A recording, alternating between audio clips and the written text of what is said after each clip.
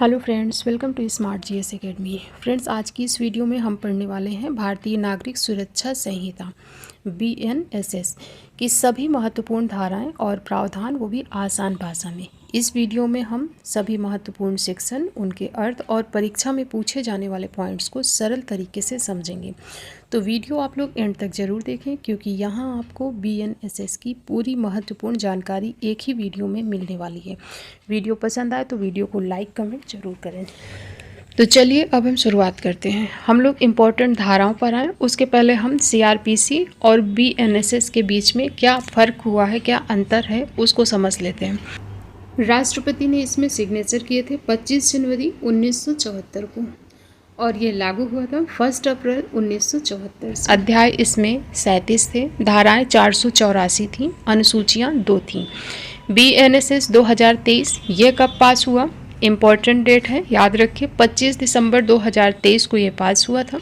लागू हुआ था 1 जुलाई 2024 को। इसमें अध्याय 39 हैं, पहले थे 37 CRPC में, 2 बढ़ गए, इसमें 39 अध्याय हो गए हैं। धाराएं 531 हो चुकी हैं, जो 484 थी CRPC में, इसमें 531 हो चुकी हैं। अनुसूचियाँ 2 थी, उसमें भी 2 इसमें भी हैं। तो अब जो नई धाराएं हैं किस बारे में हैं? ये नई धाराएं CRPC में थी या नहीं थी? तो ये धाराएं, जो नई धाराएं इसमें ऐड की गई हैं, ये CRPC में नहीं थी, जैसे कि इलेक्ट्रॉनिक FIR, डिजिटल सबूत, फॉरेंसिक जांच की अनिवार्यता आदि। ये सब CRPC में नहीं थी, इन्हें ऐड किया गया है BNSS में।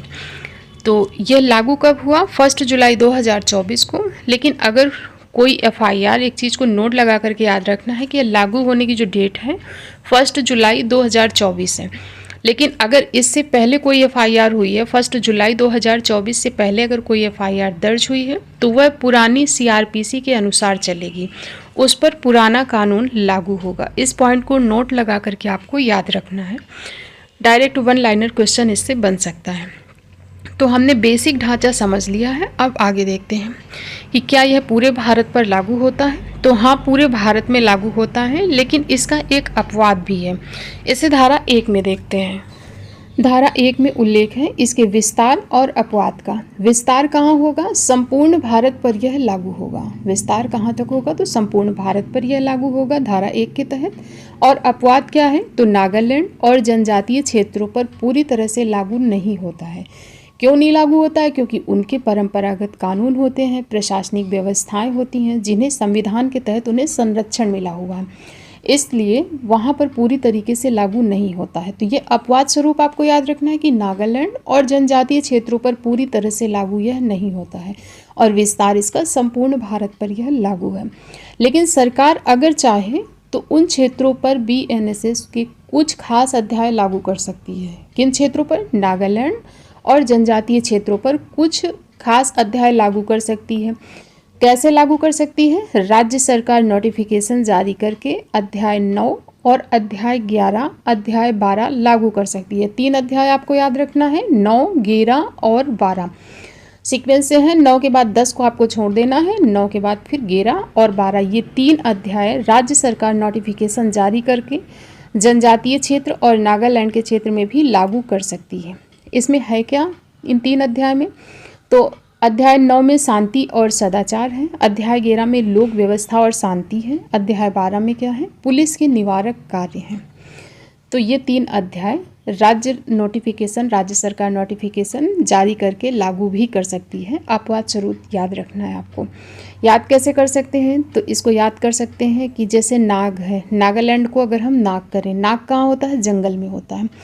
तो अगर जंगल में जाना है तो जनजातीय क्षेत्र कहाँ मिलेंगे? जंगल में, ठीक है। और नाग भी कहाँ मिलेगा? जंगल में। तो जंगल यानी जनजातीय क्षेत्र में सिर्फ शांति और पुलिस जाती है, ऐसे हमको लिंक करना है कि जनजातीय क्षेत्र रहते हैं जंगल में और नाग भी जंगल में रहता है, तो नागालैंड हो गया, जनजातीय क्षेत्र हो गए। यहाँ पर सिर्फ शांति और पुलिस जाती है। तो शांति और पुलिस व्यवस्था का उल्लेख किसमें है? अध्याय 9, 11 और 12 में है। यही 3 अध्याय वहाँ पर लागू हो सकते हैं। इसके बाद जो अगली धारा है, धारा 2, इसमें महत्वपूर्ण परिभाषाएं हैं। जैसे कि हमने BNS में भी पढ़ा था, धारा 2 में वहाँ पर भी क्या थी? महत्वपूर्ण परिभाषाएं थी। महत्वपूर्ण परिभाषाओं में कुछ परिभाषाएं जो इम्पोर्टेंट हैं उनको देखते हैं। धारा 2, 1G इसमें क्या है, संज्ञेय अपराध है। तो वह अपराध जिसमें पुलिस बिना वारंट गिरफ्तार कर सकती है, जैसे कि हत्या है, डकैती है, रेप है, यह क्या है, संगीन अपराध है। तो इन पर पुलिस बिना वारंट गिरफ्तार कर सकती है। यानी अपराध इतना संगीन है कि समाज के लिए सीधा खतरा है, तो कानून पुलिस को तुरंत एक्शन लेने की पावर देता है। मतलब मजिस्ट्रेट के वारंट का इंतज़ार करने की ज़रूरत नहीं है, डायरेक्ट गिरफ्तार कर सकती है। कैसे याद करेंगे, तो जो अपराध संगीन हो उसमें पुलिस क्या करेगी, संग ले जाएगी। जो अपराध संगीन है उसमें पुलिस संग ले जाएगी, वो भी बिना वारंट के संग ले जाएगी। ऐसे याद रखना है कि संज्ञेय अपराध में पुलिस बिना वारंट के संग ले जाएगी। और संग में देखिए अगर तो जी रिलेट हो रहा है, ऐसे हम लिंक कर सकते हैं कि 21G में संज्ञेय अपराध का उल्लेख है। जो चीज़ें लिंक हो रही हैं वो मैं याद करवाती चलूँगी, बाकी इतने अच्छे से मैं समझा दूंगी कि आपको किसी भी ट्रिक की ज़रूरत नहीं पड़ेगी। बाकी जो चीज़ ज़रूरत समझ में आएगी उसे ट्रिक से भी मैं याद करवाती चलूँगी, ठीक है। तो इसके बाद फिर जो अगली परिभाषा है वो है धारा 21H में। H में है परिवाद यानी कंप्लेंट। यह मजिस्ट्रेट के सामने दिया गया बयान है, लिखित हो या मौखिक हो, दोनों रूप में हो सकता है कि यह मजिस्ट्रेट के सामने दिया गया बयान होता है, परिवाद जिसे कहते हैं। और इसका उल्लेख 21H में है। फिर है 21K जिसमें जांच है, इंक्वायरी है। और 21L इसमें अन्वेषण, इन्वेस्टिगेशन है। दोनों में अंतर क्या है, इंक्वायरी और इन्वेस्टिगेशन में? तो जो इंक्वायरी है यह हमेशा मजिस्ट्रेट या कोर्ट द्वारा की जाती है। आरोप सही है या गलत है यह ढूंढने की प्रक्रिया के लिए होती है इंक्वायरी, ठीक है। यानी केस क्या है, कोर्ट में पहुंच चुका है और उसकी इंक्वायरी होगी कि आरोप सही है या गलत है, उसको ढूंढने की यह प्रक्रिया है। और जो इन्वेस्टिगेशन है यह हमेशा पुलिस द्वारा की जाती है। जैसे कि कोई अपराध हुआ है, अब अपराध हुआ है तो उसके लिए जो सबूत जुटाएगी पुलिस उसको क्या कहते हैं, इन्वेस्टिगेशन कहते हैं। यानी अपराध के बाद एविडेंस कलेक्ट करने के लिए यह होता है इन्वेस्टिगेशन या अन्वेषण, जिसका जिक्र है 21L में। और 21K में क्या है, जांच यानी इंक्वायरी है। यह हमेशा मजिस्ट्रेट या कोर्ट द्वारा की जाती है कि आरोप सही है या गलत है, इसको ढूंढने की जो प्रक्रिया होती है, ठीक है ना। तो इस चीज़ का अंतर आपको याद रखना है कि जब अपराध होता है और पुलिस क्या करती है, एविडेंस कलेक्ट करने के लिए जो करती है उसे इन्वेस्टिगेशन कहेंगे। लेकिन जब कोर्ट में केस चलने लगे और कोर्ट द्वारा जो जांच होती है उसे इंक्वायरी कहते हैं। दोनों का अंतर उम्मीद है आपको समझ आ गया होगा।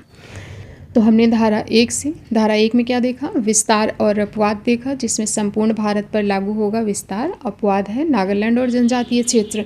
धारा 2 में महत्वपूर्ण परिभाषाओं का उल्लेख है, जिसमें कुछ महत्वपूर्ण परिभाषाएं हमने देखी, संज्ञेय अपराध जैसे देखा और परिवाद देखा, जांच और अन्वेषण। इसके बाद आगे धारा में हम जाने से पहले BNSS की 6 बड़ी विशेषताएं देखते हैं, जिन्हें हमें शुरुआत में ही देखना चाहिए था। तो ये पॉइंट छूट गया था, इसको हम लोग अब कवर कर रहे हैं। इसकी जो 6 बड़ी विशेषताएं हैं, इन विशेषताओं से आपको डायरेक्ट क्वेश्चन एग्जाम में देखने को मिलेंगे, मोस्ट इंपॉर्टेंट है। तो ये मत सोचना कि सिर्फ धारा से क्वेश्चन पूछा जाएगा, जो विशेषताएं हैं इनसे भी क्वेश्चन बनेंगे, तो इनको भी आपको ध्यान से सुनना है। पहली है 0 FIR।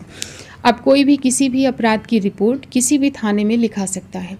पुलिस ये नहीं कह सकती कि ये मेरा एरिया नहीं है, ठीक है ना। तो ये इसकी विशेषता है। इससे अब क्या होगा, तो लोग एक थाने से दूसरे थाने के जो चक्कर है ना वो नहीं लगाना पड़ेगा। FIR दर्ज करके संबंधित पुलिस थाने को ट्रांसफ़र करेंगे। दूसरी है डिजिटल एरा। अब FIR, जांच, चार्जशीट और गवाहों के बयान सबूत अब इलेक्ट्रॉनिक यानी डिजिटली एक्सेप्ट होंगे। तीसरी विशेषता है विक्टिम राइट्स पर जोर दिया गया है, यानी पीड़ितों को अधिकार और सुरक्षा की गरिमा दी गई है। अब पुलिस 90 दिनों के भीतर जानकारी देगी। और जो चौथी विशेषता है इसकी, फॉरेंसिक जांच की अनिवार्यता, यानी गंभीर अपराधों में फॉरेंसिक जांच अनिवार्य कर दी गई है। फिर है टाइम लिमिट। पाँचवीं, जांच आरोप तय करने और फैसले के लिए एक निश्चित समय सीमा का प्रावधान किया गया है, उसे कहते हैं टाइम लिमिट। और छठवीं विशेषता है फास्ट ट्रायल, यानी केस को शीघ्र निपटाने के लिए फास्ट ट्रैक की सुविधा भी लाई गई है। तो ये हैं 6 बड़ी विशेषताएं इस BNSS की। अब हम देखते हैं पुलिस स्टेशन के बारे में कि पुलिस स्टेशन का बॉस कौन होता है। तो इसका जिक्र है धारा 21R में। यह अधिकारी, थानेदार या इंस्पेक्टर हो सकता है। जो पुलिस स्टेशन का बॉस होता है तो कौन हो सकता है, ये थानेदार भी हो सकता है, इंस्पेक्टर भी हो सकता है, लेकिन उसका जो पद है कांस्टेबल से ऊपर का होना चाहिए। यानी हम सीधे तौर पर कह सकते हैं कि कांस्टेबल कभी इंचार्ज नहीं हो सकता है थाने का, और इनकी जो नियुक्ति होती है राज्य सरकार द्वारा की जाती है। ठीक है, तो पुलिस स्टेशन का बॉस कौन होगा? थानेदार भी हो सकता है, इंस्पेक्टर हो सकता है, लेकिन कांस्टेबल नहीं हो सकता है।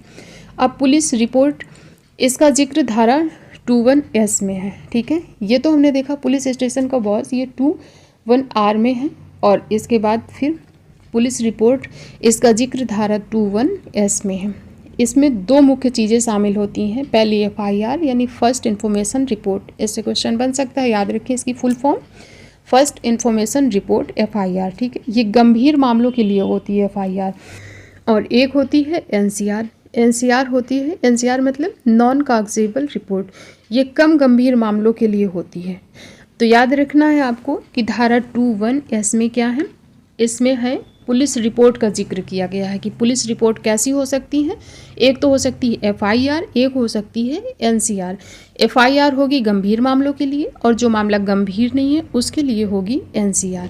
याद कैसे करेंगे? तो देखिए इसके लिए ट्रिक है, इसको लिंक करके हम याद कर सकते हैं। जैसे धारा 21R है, और R में क्या है? तो रिपोर्ट लिखने वाले ऑफिसर का उल्लेख है। रिपोर्ट लिखने वाला ऑफिसर और R से रिपोर्ट लिखने वाला ऑफिसर, ऐसे हम लिंक करेंगे। रिपोर्ट लिखने वाला ऑफिसर मतलब क्या हुआ? पुलिस स्टेशन का बॉस। और S में क्या है? उसकी रिपोर्ट, S से उसकी रिपोर्ट है। रिपोर्ट कैसी होंगी? धारा 21S में है कि दो तरह से होगी, FIR और NCR। तो हमने पुलिस स्टेशन का ढांचा समझ लिया है। अब अदालत के अंदर के सबसे महत्वपूर्ण दो किरदारों को समझते हैं। अदालत के अंदर जो दो महत्वपूर्ण किरदार हैं कौन से होते हैं? एक तो होता है सरकारी वकील, दूसरा होता है पीड़ित। तो हम इसको स्टोरी की तरह क्रम से समझते चल रहे हैं, जिससे कि आपको सारी चीज़ें सीक्वेंस में समझ आती चलें। ठीक है ना? तो आपको भी ध्यान से सुनते चलना है। PDF आपको मिल जाएगी रिवीजन के लिए, उसकी टेंशन आपको नहीं लेना है, बस आपको ध्यान से सुनना है लेक्चर। सरकारी वकील और पीड़ित, यहाँ दो परिभाषाएं देखते हैं। पहले है धारा 21V, जिसमें है लोक अभियोजक यानी कि पब्लिक प्रोसिक्यूटर, और यह सरकारी वकील होता है जो निःशुल्क सहायता यानी फ्री लीगल एड प्रदान करता है। और इसकी नियुक्ति कौन करता है? तो BNSS की धारा 18 के तहत इसकी नियुक्ति होती है। देखिए हमने एक ही जगह दोनों चीज़ों को याद कर लिया।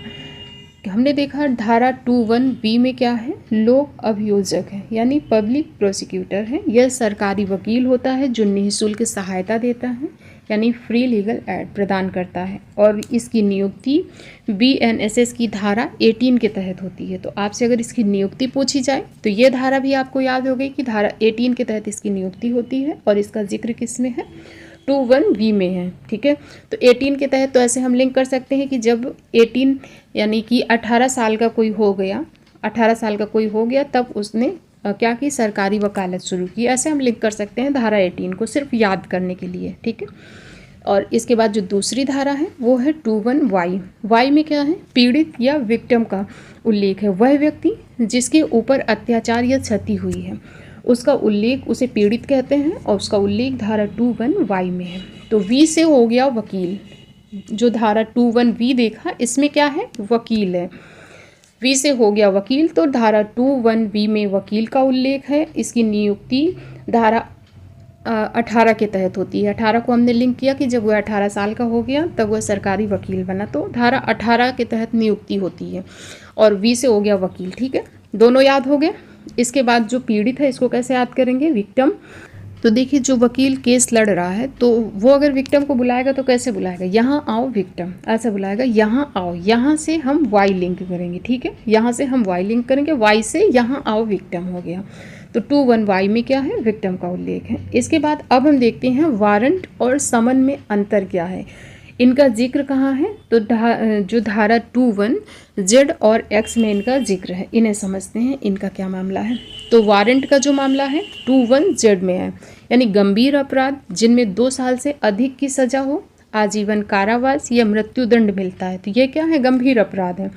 इनमें क्या है? वारंट वाला मामला होता है, और इसका उल्लेख 21Z में है। तो याद कैसे करेंगे? मतलब जेड क्या होता है? आखिरी अल्फ़ाबेट होता है ना, आखिरी अक्षर होता है। तो मतलब आखिरी मतलब सबसे खतरनाक है जिसका कोई अब तोड़ नहीं है, वह आखिरी अपराध है। यानी आखिरी मतलब जड़ से हमने आखिरी को लिंक किया, आखिरी मतलब सबसे खतरनाक, और सबसे खतरनाक मामलों यानी गंभीर अपराध में वारंट जारी होता है। और समन मामला क्या है, इसका उल्लेख है 21X में, यानी हल्के अपराध जो वारंट मामले से अलग हैं, जिनमें कि 2 साल तक की सज़ा वाले जो मामले होते हैं वो समन मामले होते हैं। ठीक है, तो ये तो हमने देख लिया समन मामला और वारंट मामला। अब हम देखते हैं जो न्यायालय हैं, दीवानी न्यायालय होते हैं और फौजदारी न्यायालय। बहुत लोगों को तो इनमें अंतर ही नहीं पता होता है कि क्या अंतर है, इसके फ़र्क को समझते हैं। जो दीवानी कोर्ट होता है ये संपत्ति या अधिकार से जुड़े मामले, यानी 2 लोगों या 2 संस्थाओं से जुड़े लोगों के मामले होते हैं, यानी निजी लड़ाई होती है, जैसे कि ज़मीन का झगड़ा है, किराएदारी विवाद है, पैसों का लेन देन है।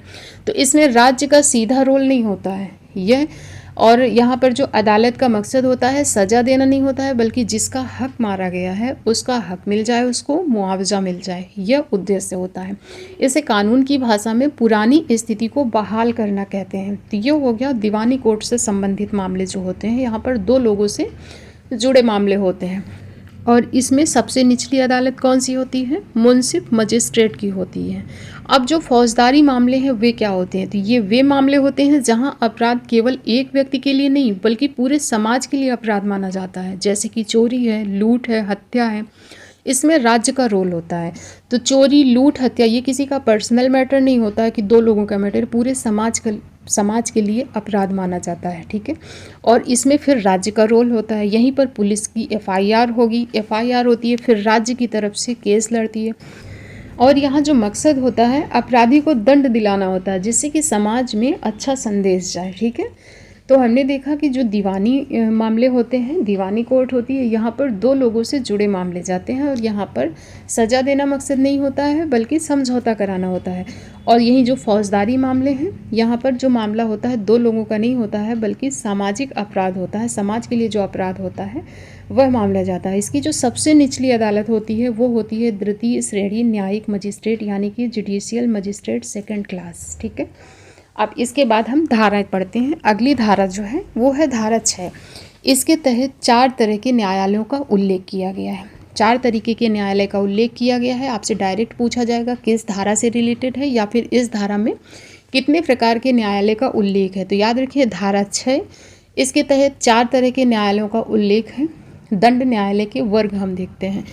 यहाँ पर यह जो धारा 6 है, राज्य सरकार को इन अदालतों को स्थापित करने का अधिकार देती है। आपसे पूछा जाएगा कि इन अदालतों को स्थापित करने का जो अधिकार है किसके पास है, राज्य सरकार के पास है, धारा 6 के तहत।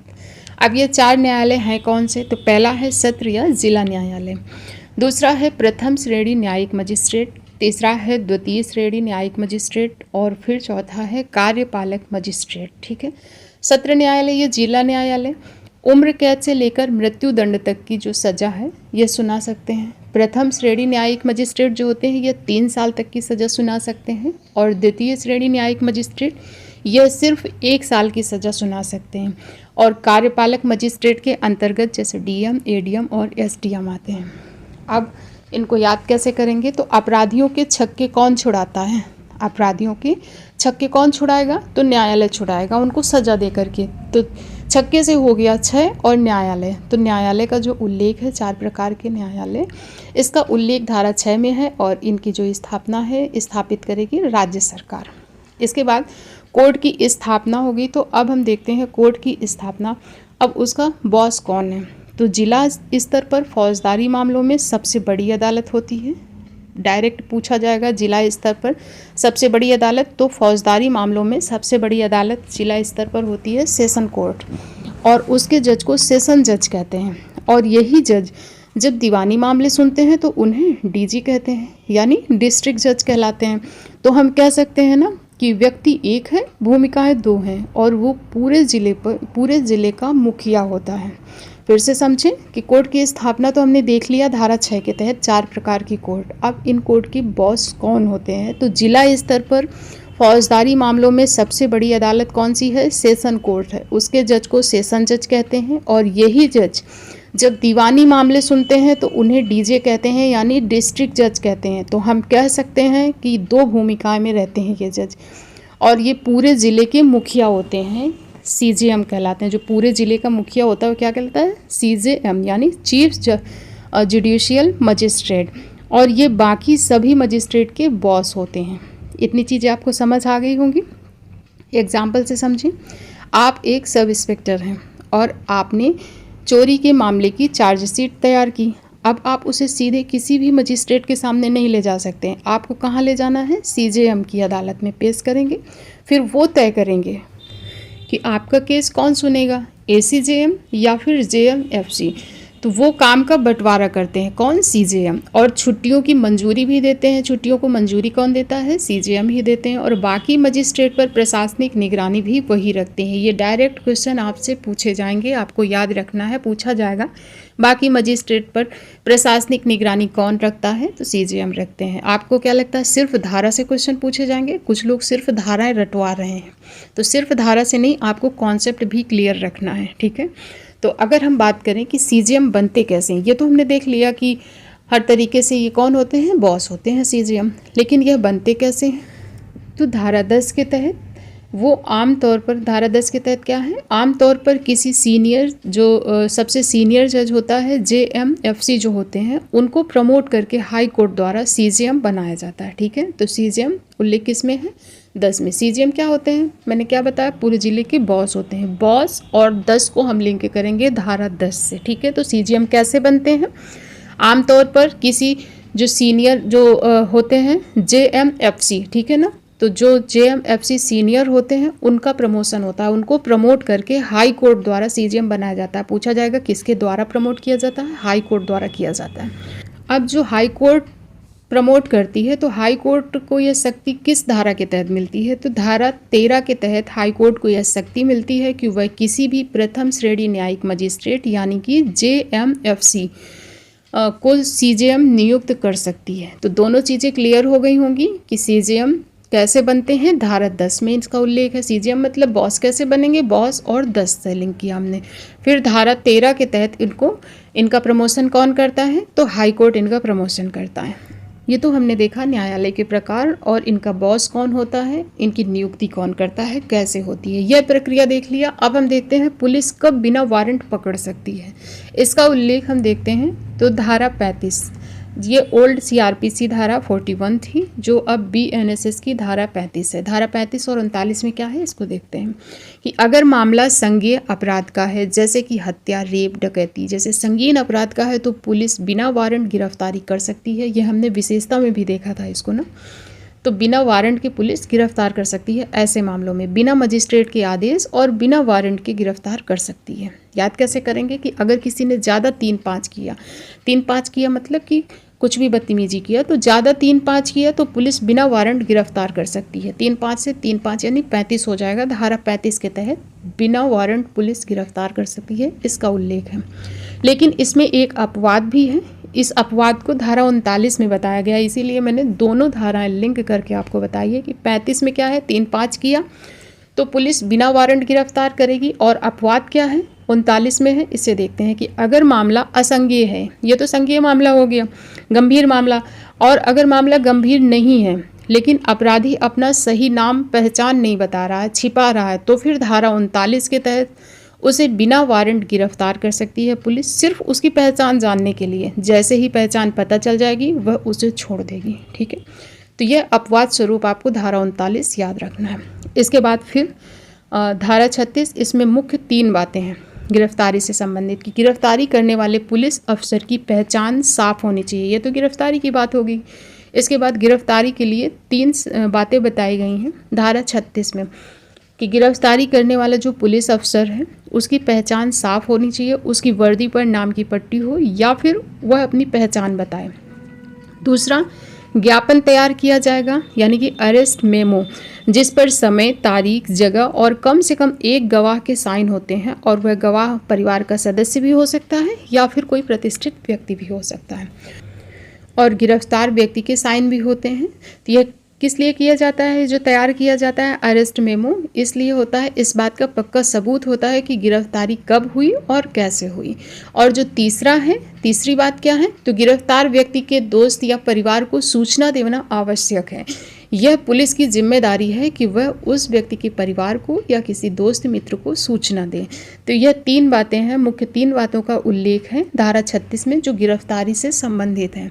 अब एक सवाल, क्या आम आदमी किसी को गिरफ्तार कर सकता है? ये तो हुई पुलिस की गिरफ्तारी की बात, लेकिन अब क्या आम आदमी किसी को गिरफ्तार कर सकता है? तो जवाब है कि हाँ, कर सकता है। धारा 40 के तहत प्राइवेट व्यक्ति द्वारा भी गिरफ्तारी का उल्लेख है धारा 40 में। इसको भी मैं याद करा दूंगी ट्रिक से। जिन चीज़ों की ट्रिक बन सकती थी उनकी बन गई है, उनको लिंक करके याद करवा रही हूँ। बाकी इतने अच्छे से मैं आपको एक्सप्लेन करके समझा रही हूँ कि आपको सब याद हो जाएगा। एक बार आप रिवीजन करेंगे तो और अच्छे से आपको याद हो जाएगा। धारा 40 में है प्राइवेट व्यक्ति द्वारा गिरफ्तारी, लेकिन इसकी शर्तें बहुत सख्त हैं। ऐसे ही नहीं किसी को गिरफ्तार करना है, इसकी कुछ शर्तें हैं। जैसे कि एक आम आदमी किसी व्यक्ति को तभी गिरफ्तार कर सकता है जब वह उसकी आंखों के सामने कोई गैर जमानती या संगीन अपराध कर रहा हो, या फिर कोई घोषित अपराधी हो जिस पर इनाम हो, तो गिरफ्तार कर सकता है। जैसे कि आपके पड़ोस में कोई व्यक्ति है, कोई अपराध कर रहा है और अपराध संगीन है, जैसे कि वह किसी को मार रहा है, किसी की हत्या का प्रयास कर रहा है, तो यह क्या है? संगीन अपराध है। तो क्या है, आप भी उसको गिरफ्तार कर सकते हैं। या कोई भागा हुआ व्यक्ति है पुलिस की हिरासत से, उस पर इनाम है, तो उसको भी आप गिरफ्तार कर सकते हैं। तो लेकिन इस पे शर्त भी है। गिरफ्तारी के बाद क्या है? शर्त है कि 6 घंटे के भीतर उसे पुलिस को सौंपना होगा। देरी किया तो अवैध हिरासत का मामला बन सकता है आप पर। तो यह शर्त भी है कि गिरफ्तार करने के बाद 6 घंटे के भीतर उसको पुलिस को सौंपना होगा। देरी किया तो फिर अवैध हिरासत का मामला बन जाएगा। अब याद कैसे करेंगे? तो आम आदमी भी अली बाबा के 40 चोरों को पकड़ सकता है, वो भी 6 घंटे के लिए, सिर्फ 6 घंटे के लिए। ठीक है, अली बाबा के 40 चोर थे, आपको पता है अली बाबा 40 चोर, तो 40 चोरों को आम आदमी पकड़ सकता है सिर्फ 6 घंटे के लिए। तो 40 से हो जाएगा धारा 40, और अली बाबा के चोर से यानी कि पकड़ सकते हैं, गिरफ्तार कर सकते हैं 6 घंटे के लिए। ठीक है, अब हम देखते हैं अधिकारों की जानकारी। अधिकारों की जानकारी जिसका उल्लेख है, जो मतलब किसी को गिरफ्तार किया गया है तो उसके अधिकारों की भी तो कुछ जानकारी होगी, उसको समझते हैं। BNSS धारा 38, 47 और 48 में इसका उल्लेख है। पहले है धारा 38। इसमें क्या है? पूछताछ के दौरान अपनी पसंद के वकील से मिलने का अधिकार है।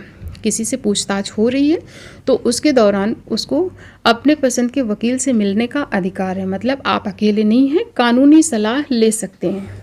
धारा 47 में क्या है? तो धारा 47 के तहत गिरफ्तार व्यक्ति को यह जानने का पूरा अधिकार है कि उसे क्यों गिरफ्तार किया गया है, और अगर अपराध जमानती है तो उसे ये भी बताना होगा कि वह जमानत पर छूट सकता है। पुलिस को बताना होगा, जानकारी देनी होगी कि वह जमानत पर छूट सकता है अगर जमानती अपराध है तो। ठीक है, इसका उल्लेख धारा 47 में। फिर धारा 48 में है दोस्त या रिश्तेदार को सूचित करना जरूरी है। जैसा हमने पीछे देखा था, मुख्य शर्तों पर भी था इसका उल्लेख कि दोस्त जिसको गिरफ्तार किया गया उसके किसी मित्र, दोस्त या फिर रिश्तेदार या परिवार को सूचित करना जरूरी है धारा 48 के तहत। तो गिरफ्तारी हो गई, प्रक्रिया का पालन हो गया।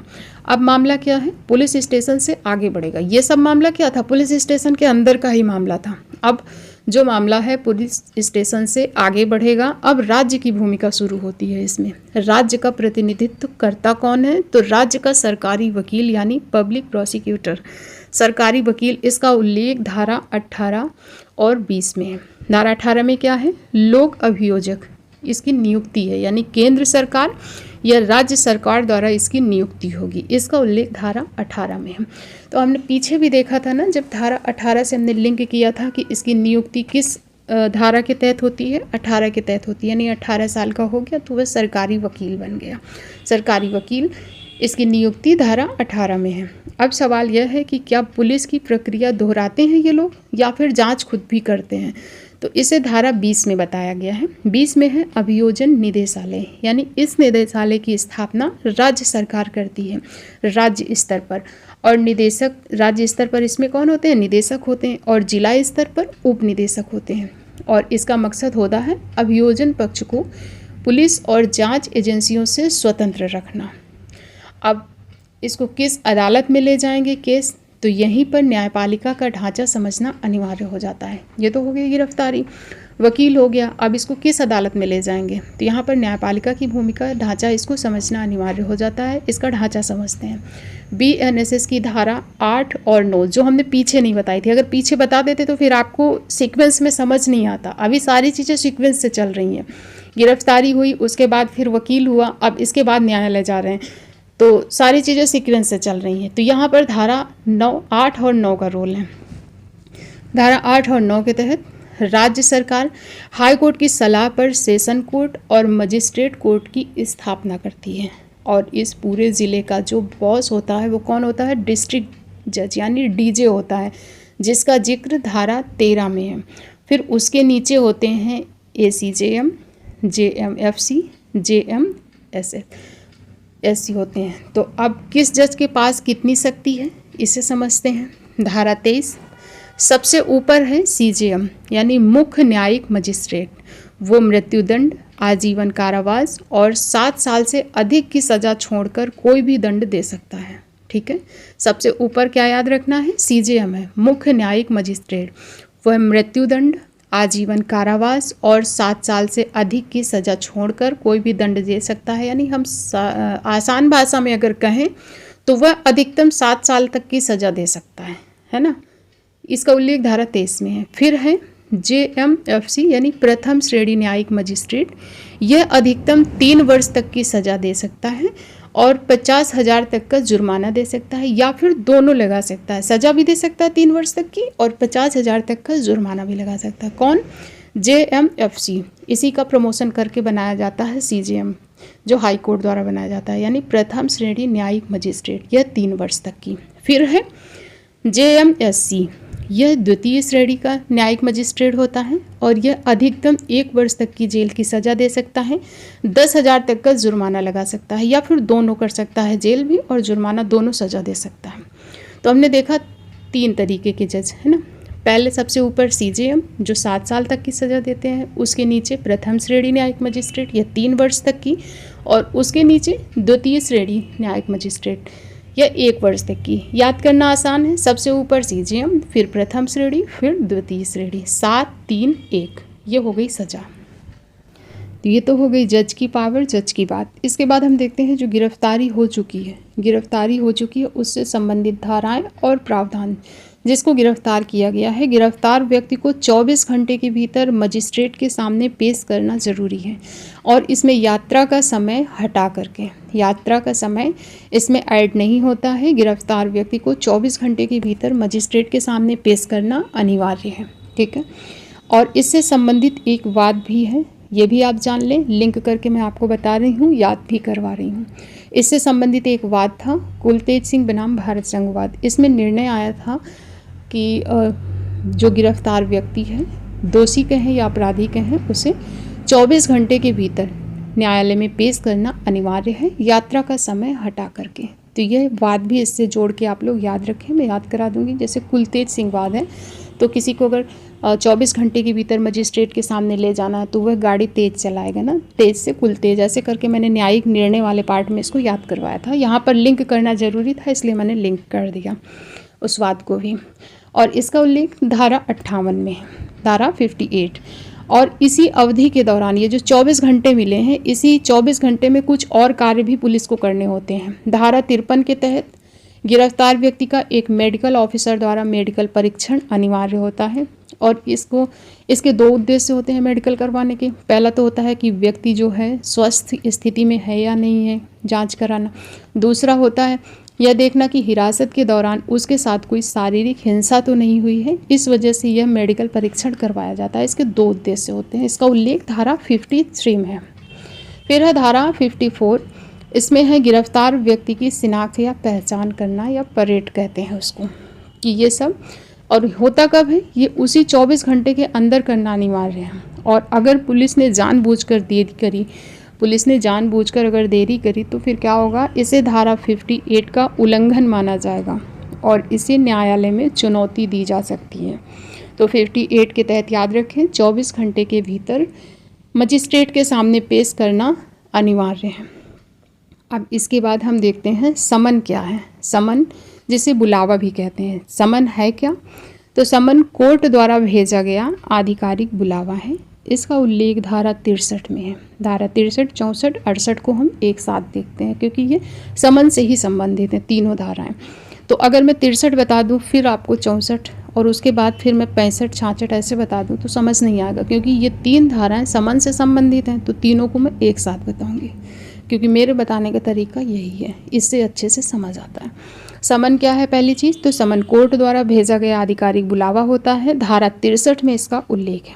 यह गवाह भी हो सकता है, जिसके लिए समन भेजा गया है वह गवाह भी हो सकता है, आरोपी भी हो सकता है, जिसे निश्चित डेट पर अदालत में पहुंचना अनिवार्य होता है। और यह समन पहुंचाते कैसे हैं? तो समन की कॉपी रेडी की जाती है, 2 कॉपी रेडी की जाती है। एक पुलिस अधिकारी के पास रहती है या उसके जो अधीक्षक होते हैं उसके पास, और दूसरी जो होती है दूसरी उस व्यक्ति के हस्ताक्षर के लिए भेजी जाती है, सबूत के तौर पर कि उसे समन मिल गया है। और यह जो सबूत के तौर पर भेजी जाती है हस्ताक्षर के लिए, यह कॉपी अदालत में जमा कर दी जाती है। तो 2 कॉपी तैयार की जाती हैं, आपको याद रखना है समन की।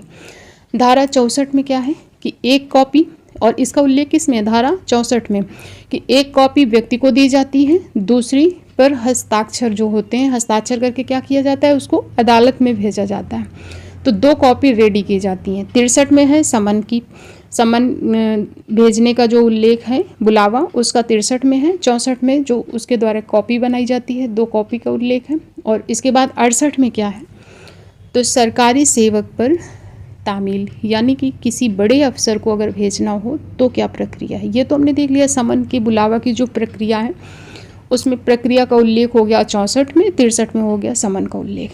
अब जो 68 में है कि सरकारी सेवक पर भेजना है तो क्या होगा, क्या प्रक्रिया है? तो 68 के तहत समन सीधे व्यक्ति को नहीं दिया जाता है, उसके ऑफिस के मुखिया यानी हेड ऑफ ऑफिस को भेजा जाता है। ऑफिस का जो मुखिया है यह सुनिश्चित करता है कि वह समन उस व्यक्ति तक पहुंच जाए और काम में बाधा भी ना आए। मुखिया क्या करता है? दूसरी कॉपी पर उसके हस्ताक्षर लेता है और वापस अदालत को भेज देता है। इसका उल्लेख 68 में है। तो जब समन से व्यक्ति अगर ना माने, ये तो हुई समन की बात, अब अगर समन से व्यक्ति ना माने तब अदालत क्या करती है? तब फिर आता है वारंट। जब अदालत को अंदाज़ा हो कि व्यक्ति समन का पालन नहीं कर रहा है, नहीं करेगा, फरार हो सकता है, तो अपराध अगर गंभीर है तो फिर वारंट जारी किया जाता है। और वारंट एक शक्तिशाली दस्तावेज है। यह मजिस्ट्रेट द्वारा जारी किया जाता है और पुलिस को किसी व्यक्ति को गिरफ्तार करने का यह अधिकार देता है।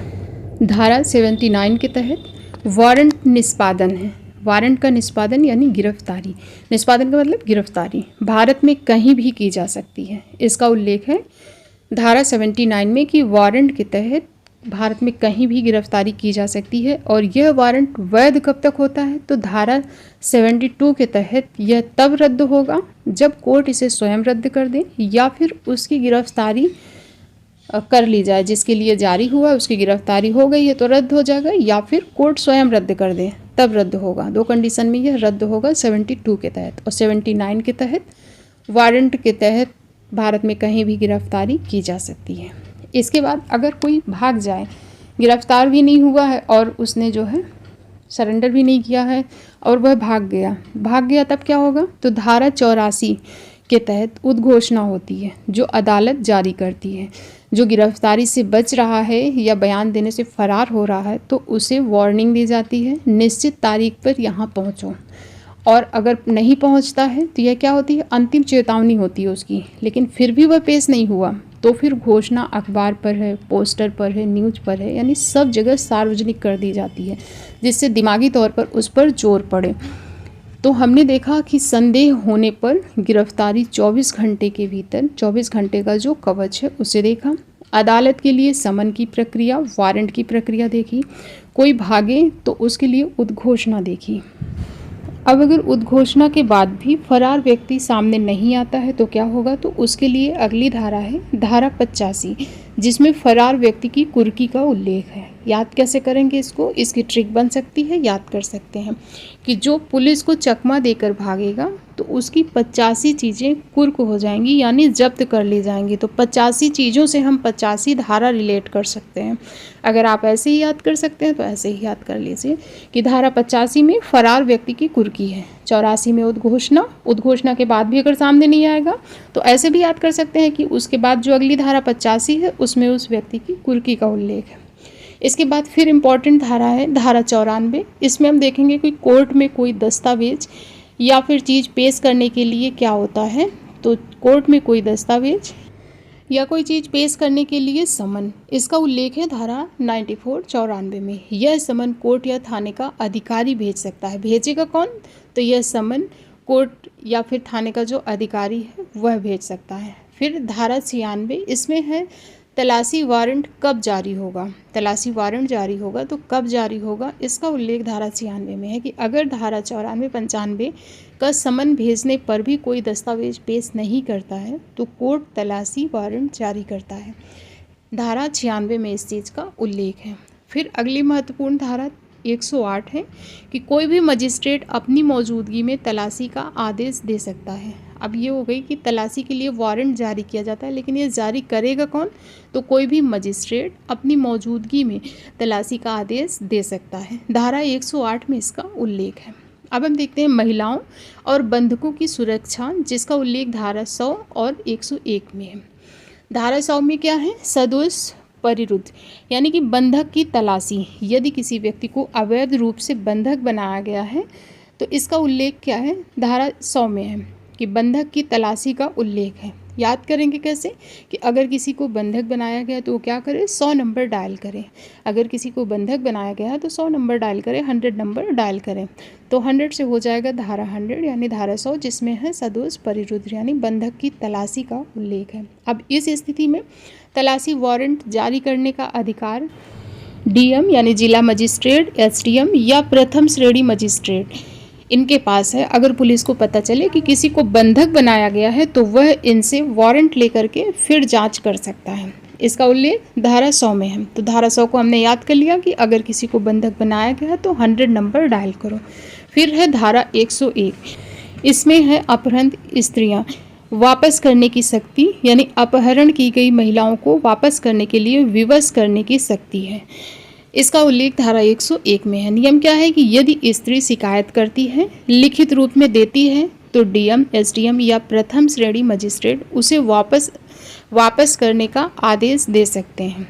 इसका उल्लेख धारा 101 में है।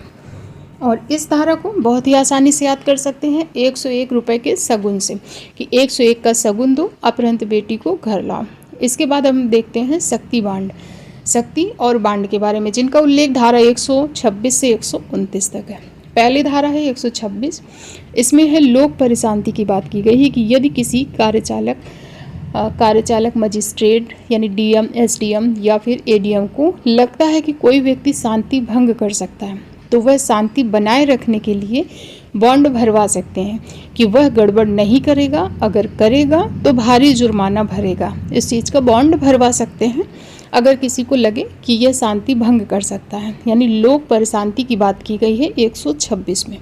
अगली धारा है 127, इसमें है यह धारा मुख्य रूप से भड़काऊ भाषण फैलाने वालों से बॉन्ड भरवाने के लिए है कि वह मंच से भड़काऊ भाषण ना दें। उसके लिए है 127, क्रम से है, याद करते चलें। पहले लोक परिशांति की बात की गई, फिर मंच से भड़काऊ भाषण ना दें उसकी बात की गई। इसके बाद फिर धारा 128, इसमें है संदिग्ध व्यक्ति, यानी कि जो व्यक्ति अपराध करने की नियत से खुद को छुपा रहा हो, संदिग्ध हो, उससे अपराध से पहले ही बॉन्ड भरवा लिया जाता है बॉन्ड।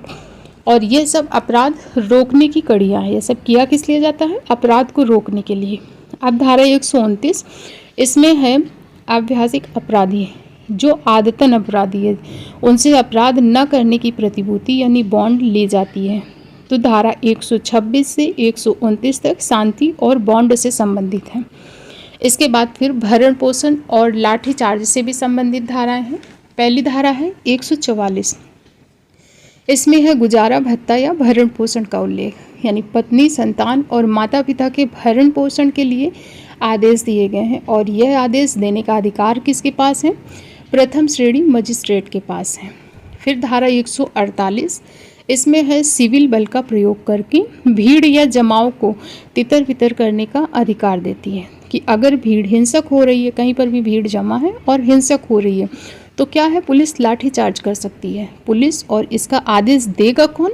तो कार्यपालक मजिस्ट्रेट, और अगर वह अनुपस्थित है तो उसकी अनुपस्थिति में थाने का SHO भी आदेश दे सकता है। ठीक है, तो जो लाठी चार्ज का आदेश है कार्यपालक मजिस्ट्रेट देगा, अगर वह नहीं है तो थाने का SHO भी दे सकता है। लेकिन अगर भीड़ नियंत्रण से बाहर हो जाए तब क्या होगा? तब फिर धारा 149, अगली ही धारा जो है 148 के बाद 149 के तहत सशस्त्र बल को बुलाया जाता है, और यह केवल कार्यपालक मजिस्ट्रेट के आदेश पर होगा। यह शक्ति SHO के पास नहीं है। इस पॉइंट को आप लोग को याद रखना है स्टार लगा करके कि यह शक्ति SHO के पास नहीं है। यह एग्ज़ाम पॉइंट है, एग्जामिनर यहीं आपको फंसाने की कोशिश करेगा कि 148 में तो आदेश दे सकता है SHO, लेकिन 149 के तहत जो सशस्त्र बलों को बुलाया जाता है यह शक्ति बुलाने की SHO के पास नहीं बल्कि कार्यपालक मजिस्ट्रेट के आदेश पर होगा। इसके बाद फिर देखते हैं लोक उपद्रव। लोक उपद्रव क्या है? इसकी बात धारा 152, 163, 164 में है। धारा 152 में क्या है कि पब्लिक न्यूसेंस यानी लोक उपद्रव हटाने का आदेश कार्यपालक मजिस्ट्रेट देता है। जैसे कि किसी व्यस्त चौराहे पर कोई अवैध टेंट लगा ले और तेज आवाज़ में लाउड स्पीकर चला दे जिससे कि आम लोगों को दिक्कत हो रही है, तो धारा 152 के तहत इस उपद्रव को खत्म किया जा सकता है। ये तो रही सार्वजनिक उपद्रव की बात, सार्वजनिक स्तर पर। अब ग्रामीण स्तर पर जो विवाद होते हैं, ज़मीन का विवाद है या फिर पानी का विवाद है, इसको लेकर क्या प्रावधान है और कौन सी धारा है इसको देखते हैं। धारा 164 और 166 ये ज़मीन या पानी के विवाद से संबंधित है, और यह कभी कभी हिंसक भी हो जाता है। जैसे कि किसी गांव में दो लोगों में ज़मीन या खेत को लेकर कोई विवाद हो गया और झगड़ा बढ़ सकता है, लाठी चल सकती है, तब शांति भंग होने से रोकने के लिए कार्यकारी मजिस्ट्रेट इन धाराओं के तहत एक आदेश जारी करता है जिससे विवाद का हल निकलने तक शांति बनी रह सके। इसका उल्लेख किसमें है? धारा 164, 166 में है, ज़मीन या फिर पानी का विवाद। फिर धारा 163 है, इसमें है जब कोई अर्जेंट केस हो, जैसे कि भड़कने की आशंका है, दंगा भड़कने की आशंका है, या फिर प्राकृतिक आपदा है, या ऐसी स्थिति जहां मानव जीवन को सीधा खतरा हो, तो ऐसी स्थिति में डिस्ट्रिक्ट मजिस्ट्रेट यानी SDM सीधा आदेश जारी करते हैं धारा 163 के तहत। और क्या होता है? कर्फ्यू लगा दिया जाता है, जहां 5 लोग से ज़्यादा इकट्ठा होने पर बैन लग जाता है। इसका उल्लेख धारा 163 में है। ठीक है, कि जब कोई अर्जेंट केस हो, जैसे कि दंगा भड़कने की आशंका है या प्राकृतिक आपदा है या ऐसी स्थिति जहां मानव जीवन को खतरा हो, तो धारा 163 के तहत कर्फ्यू लगा दिया जाता है। इसका उल्लेख धारा 163 में है। फिर है पुलिस के निवारक कार्य हैं कुछ, इनको देखते हैं। 168 से 171 धारा तक इनका उल्लेख है। सबसे पहले है धारा 168, इसमें है संज्ञेय अपराध रोकना, जिनमें बिना वारंट गिरफ्तारी हो सकती है उन्हें रोकना हर पुलिस वाले का प्राथमिक कर्तव्य है, और इसके लिए पुलिस विभाग के अंदर सूचनाओं का तेज़ी से बहना भी जरूरी है। इसका उल्लेख अगली धारा में है। ठीक है, 168 में तो ये है कि संज्ञेय अपराध है अगर कोई, उसको रोकना, जिसमें कि बिना वारंट गिरफ्तारी हो सकती है, उसे रोकना हर पुलिस वाले का प्राथमिक कर्तव्य है। तो इसको रोकने के लिए पुलिस विभाग के अंदर सूचनाओं का तेज़ी से बहना भी तो ज़रूरी है कि उन्हें सूचना भी फास्ट मिले। तो इसके लिए अगली ही धारा जो है धारा 169 है, और यह कम्युनिकेशन चैन की बात करती है, यानी कि जूनियर से सीनियर को सूचना मिलना, कि अगर किसी जूनियर पुलिसकर्मी को पता चले कि बड़ी डकैती की योजना बन रही है तो वह तुरंत अपने सीनियर को सूचना दे। तो धारा 169 बात करती है कम्युनिकेशन चेन की। इसके बाद धारा 171, इसमें है लोक संपत्ति को बचाना। लोक संपत्ति क्या है? जैसे कि दंगा हुआ, और दंगा हुआ तो सबसे पहले क्या करते हैं? रेलवे ट्रैक है, जैसे रेलवे स्टेशन है, या फिर बसों में आग लगाना, ये सब काम करते हैं। तो लोक संपत्ति को आगजनी से बचाना पुलिस की बड़ी जिम्मेदारी है। इसका उल्लेख धारा 171 में है।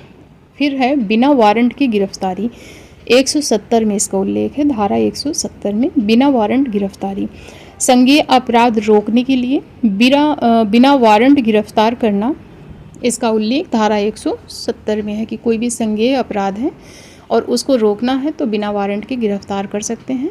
170 में इसका उल्लेख है कि अगर अपराध करना, अब इसको याद कैसे करेंगे, इसको लिंक करके याद कर सकते हैं। जैसे कि अगर अपराध करना अगर अपराध करने एक साथ आओगे तो सबको ज़ीरो कर दूंगा। ज़ीरो कर दूंगा मतलब मिटा दूंगा यानी ज़ीरो कर दूंगा।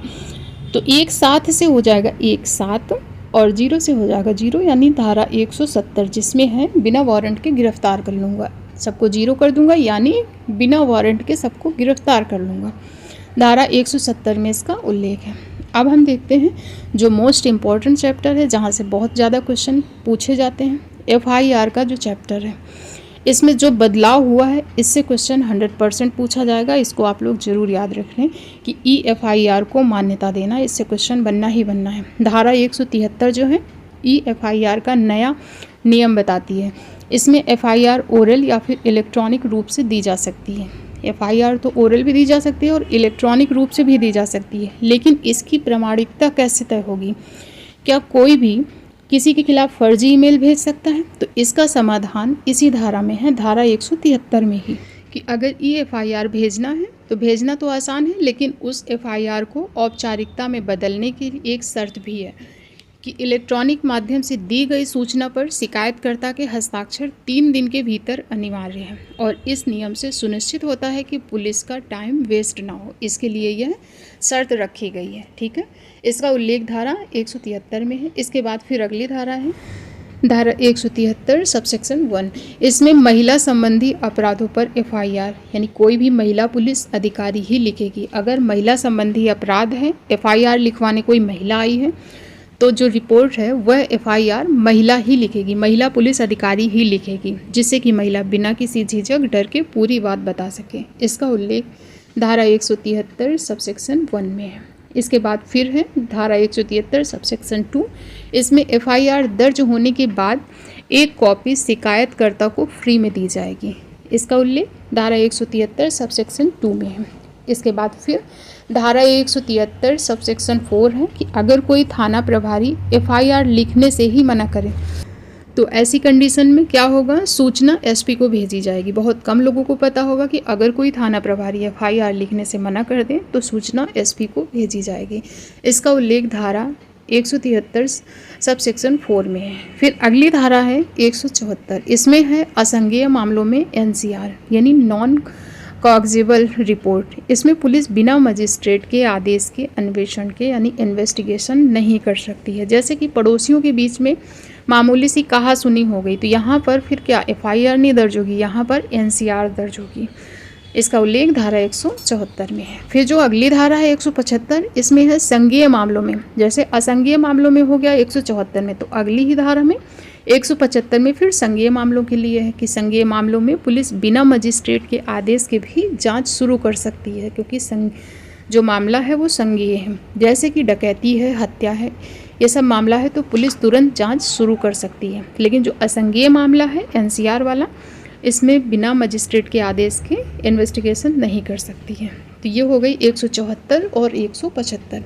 इसके बाद फिर है गवाहों को बुलाना। इसका उल्लेख धारा 179 में है। धारा 179 पुलिस अधिकारी को शक्ति देती है कि वह लिखित आदेश पर गवाह को पूछताछ के लिए थाने बुला सकती है और आदेश मिलने पर गवाह का कानूनी रूप से आना भी अनिवार्य होता है।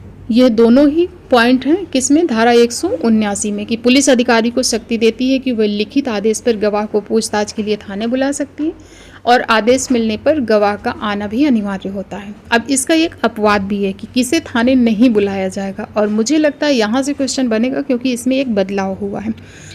तो बदलाव क्या हुआ है अभी बताती हूँ। पहले तो 15 वर्ष से जो कम उम्र के बच्चे हैं उन्हें थाने नहीं बुलाया जाएगा, किसी भी वर्ग की महिला को थाने नहीं बुलाया जाएगा, 60 वर्ष से अधिक उम्र के बुजुर्गों को थाने नहीं बुलाया जाएगा पूछताछ के लिए, पागल या फिर शारीरिक या मानसिक रूप से जो पागल हैं या बीमार व्यक्ति हैं, इन लोगों को बयान पुलिस इनके घर जाकर लेगी। ठीक है, इन्हें थाने नहीं बुलाया जाएगा। तो इसमें जो बदलाव हुआ है वो क्या हुआ है? तो जो पुरानी CRPC में बुजुर्गों के लिए यह छूट जो उम्र सीमा थी 65 वर्ष की थी कि 65 वर्ष से अधिक उम्र के बुजुर्गों को थाने पूछताछ के लिए नहीं बुलाया जाएगा। यह घटा करके 60 वर्ष किया गया है। जो नई BNSS है यह 60 वर्ष कर दिया गया और इस वजह से यहाँ से क्वेश्चन बनने के चांसेस हैं, आपको याद रखना है।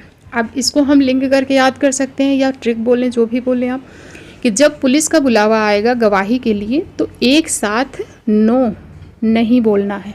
नो नहीं बोलना यानी नहीं बोलना है। जब पुलिस का बुलावा आएगा गवाही के लिए तो एक साथ नो नहीं बोलना है बल्कि जाना है। तो एक साथ से हो जाएगा एक साथ, और नो नहीं बोलना है तो 9 हो जाएगा। एक साथ 9 यानी 179 है।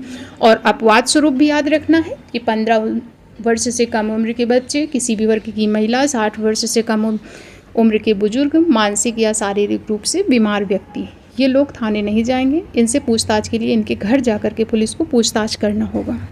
इसके बाद फिर पुलिस पूछताछ और बयान की बात है धारा 180, 181, 183 और 184 में। पहले हम धारा 180 देखते हैं कि पुलिस द्वारा गवाहों की परीक्षा यानी कि सवाल जवाब का अधिकार देती है। धारा 180 पुलिस को गवाहों की परीक्षा लेने का, उनसे सवाल जवाब करने का अधिकार देती है पुलिस को, धारा 180। फिर धारा 181 यह पुलिस की सख्ती पर बड़ा ब्रेक लगाती है।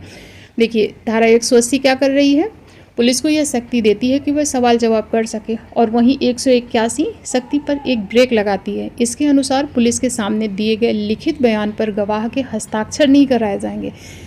और यह क्यों किया जाता है, क्योंकि पुलिस दबाव में साइन करा सकती है। इस वजह से यह कहा गया है कि पुलिस के सामने दिए गए लिखित बयान पर पुलिस हस्ताक्षर नहीं कराएगी। यह लगाम लगाई गई यहाँ पर, और यह सिर्फ मजिस्ट्रेट द्वारा ही लिखा जाएगा, लिखित होगा। जो पुलिस के सामने कबूलना कोर्ट में नहीं माना जाता है। इसी वजह से कोर्ट में जो माना जाता है मजिस्ट्रेट के सामने बिना किसी दबाव के दी गई गवाही होती है जो कोर्ट में मानी जाती है। इसका उल्लेख है धारा 181 में। फिर अगली धारा है 183 जिसमें है संस्वीकृति यानी कि अपना जुर्म कबूलना। अपना जुर्म कोई कबूलता है तो ये धारा 183 में है। धारा 184 में क्या है, दुष्कर्म या रेप पीड़ित का मेडिकल परीक्षण। इसका उल्लेख धारा 184 में। फिर है धारा 187 जिसमें है पुलिस कस्टडी यानी रिमांड की बात की गई कि यदि 24 घंटे में जांच पूरी न हो, 24 घंटे के भीतर न्यायालय के समक्ष पेश करना है, लेकिन अगर 24 घंटे में जांच पूरी न हो तो पुलिस क्या करेगी, पुलिस मजिस्ट्रेट से रिमांड मांग सकती है। अब बात यह आती है कि पुलिस रिमांड तो मांग लेगी, लेकिन पुलिस कितने दिन तक कस्टडी में रख सकती है, तो अधिकतम 15 दिन तक रख सकती है। फिर 15 दिन के बाद क्या होगा, तो 15 दिन बाद उसे न्यायिक अभिरक्षा यानी जुडिशियल कस्टडी में भेज दिया जाएगा, यानी जेल भेज दिया जाएगा, जहां पर पुलिस को अगर कोई पूछताछ करनी है तो बिना मजिस्ट्रेट की अनुमति के वह पूछताछ नहीं कर सकती है। ठीक है, इसका उल्लेख धारा 187 में है। फिर अगली धारा है 192। इसमें केस डायरी इन्वेस्टिगेशन की पूरी लिखित कहानी का उल्लेख है, और जब यह जांच खत्म हो जाती है यानी केस डायरी अगर कंप्लीट हो जाती है, ख़त्म हो जाती है जांच, तब आती है धारा 193। इसे आम भाषा में चार्जशीट कहते हैं। जांच पूरी होने के बाद, जैसे जांच कर रही है पुलिस, जांच पूरी हो गई यानी चार्जशीट रेडी हो गई, तो चार्जशीट क्या करेगी, पुलिस अपनी रिपोर्ट कोर्ट को देती है। फिर उसके बाद धारा 193 में इसी चीज़ का उल्लेख है। ठीक है, और एक चीज़ नोट लगा करके आपको याद रखना है कि रेप और पाक्सो से जुड़े मामले में जांच FIR की तारीख से 2 महीने के भीतर पूरी होनी चाहिए। ठीक है, इसमें जो टाइम लिमिट बताई गई है कि 2 महीने के भीतर पूरी होनी चाहिए जांच, और 2 महीने की ये जो डेडलाइन है पुलिस पर कानूनी दबाव बनाती है, जिससे पुलिस काम तेज़ी से कर सके। अब पुलिस ने जांच कर ली है, चार्जशीट तैयार हो गई है, और इस चार्जशीट का जो उल्लेख है किस में है, किस धारा में है, तो 193 में है। इसके बाद अब 194 देखते हैं धारा, जिसमें है आत्महत्या की जांच। आत्महत्या के मामले में पुलिस द्वारा जांच और रिपोर्ट का उल्लेख है कि जब अचानक आत्महत्या हुई तो पहले जांच पुलिस करती है। पहले जांच क्या करेगी, पुलिस करेगी धारा 194 के तहत। लेकिन मामला अगर ज़्यादा संदिग्ध है या फिर किसी महिला के शादी के 7 साल के भीतर मृत्यु हुई है, तब फिर ऐसी कंडीशन में जांच, सिर्फ पुलिस की जांच काफ़ी नहीं होगी। ऐसी स्थिति में मजिस्ट्रेट खुद जांच करेगा। ठीक है, इसका उल्लेख है धारा 196 में। 196 के तहत खुद बारीकी से सबूतों को परखता है मजिस्ट्रेट। अगर कंडीशन क्या है कि अगर किसी महिला की शादी के 7 साल के अंदर उसकी मृत्यु हुई है, तब ऐसी कंडीशन में मजिस्ट्रेट खुद जांच करेगा, सबूतों को बारीकी से परखेगा। इसका उल्लेख धारा 196 में है।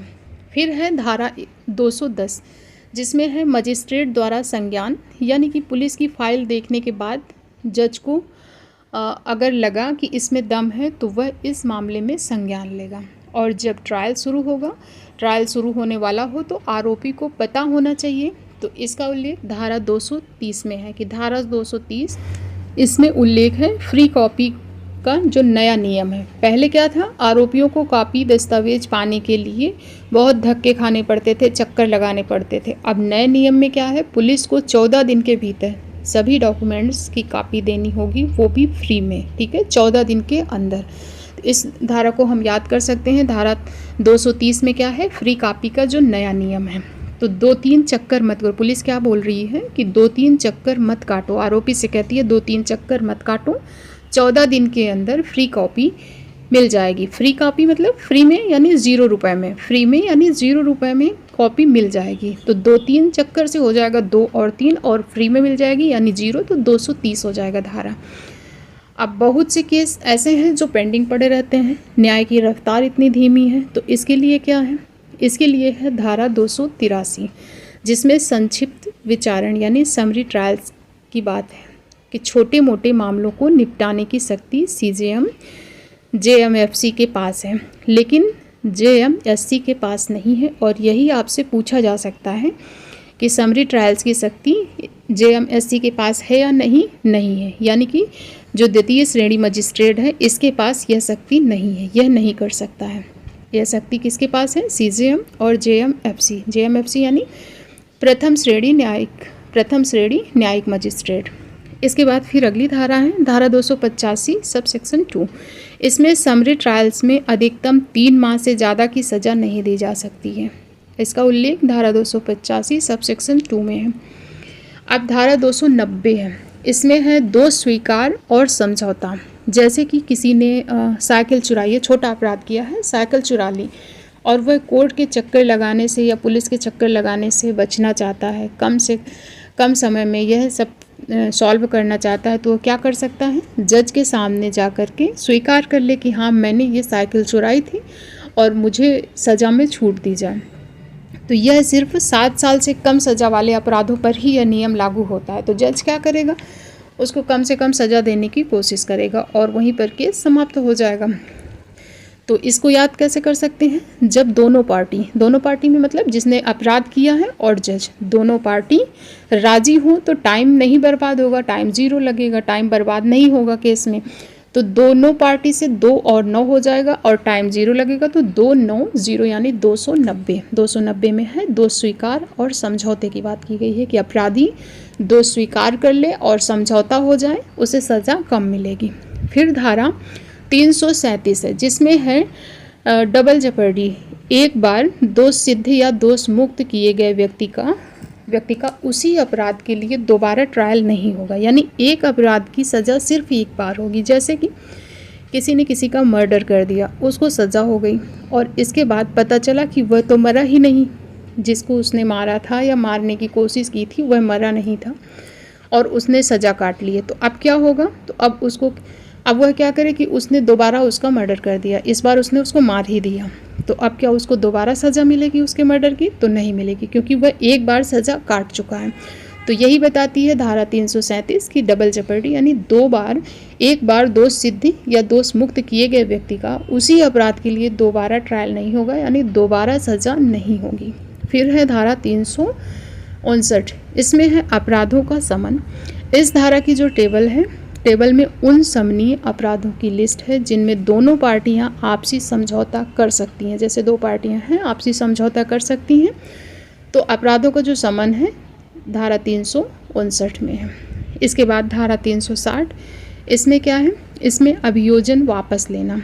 जैसे कि पब्लिक प्रोसिक्यूटर न्यायालय की स्वीकृति से केस वापस ले सकता है। किसी ने केस किया है, अब उसको वापस लेना है, तो क्या करेगा, पब्लिक प्रोसिक्यूटर न्यायालय की सहमति से केस वापस ले सकता है। तो इसे ही कहते हैं अभियोजन वापस लेना। इसका उल्लेख धारा 360 में है। फिर महत्वपूर्ण धारा एक है धारा 478 और इसमें है जमानतीय उल्लेख। इन जमानतीय मामलों में जमानत पाने का अधिकार धारा 478 में है। फिर धारा 483, इसमें है कि हाई कोर्ट सत्र न्यायालय की जमानत देने की शक्ति है। 478 में तो ये है कि जमानती मामलों में जमानत पाने का अधिकार है। जमानत देगा कौन? तो जमानत हाई कोर्ट या सत्र न्यायालय की जो जमानत देने की शक्ति है, इसका उल्लेख धारा 483 में है। और फिर है आज की लास्ट धारा, धारा 531। इसमें है निरसन। इसी धारा के साथ पुरानी जो CRPC 1973 है पूरी तरह से समाप्त कर दी गई और BNSS लागू हो गया। यानी निरसन, जैसा कि हम पॉलिटी पढ़े तो उसमें भी देखते हैं जो लास्ट आर्टिकल है उसमें क्या होता है, निरसन होता है। तो उसी तरीके से इसके भी लास्ट आर्टिकल में क्या निरसन की बात की गई है। और इसी के साथ मैंने पूरी कोशिश की है कि इम्पॉर्टेंट धाराओं को कवर कर सकूं और लिंक करके मैं याद भी करवा सकूं। अगर आपको कुछ समझ में आया है, वीडियो पसंद आया तो वीडियो को लाइक करें, कमेंट करके भी बता सकते हैं। इसकी PDF आपको टेलीग्राम में मिल जाएगी, वहाँ से आप रिवीजन कर सकते हैं। मैं जानती हूँ कि धाराएँ इसमें कम ऐड हैं, लेकिन जो भी ऐड हैं बहुत ही इंपॉर्टेंट ऐड है, ये चीज़ याद रखें आप। टाइम बहुत कम था, एग्ज़ाम के ज़्यादा दिन बचे नहीं हैं और कंटेंट रेडी करने में टाइम लगता है, इस वजह से इतनी ही धाराओं को मैं कवर कर सकी। और वीडियो हेल्पफुल हो तो कमेंट करके ज़रूर बताएं। Thank you.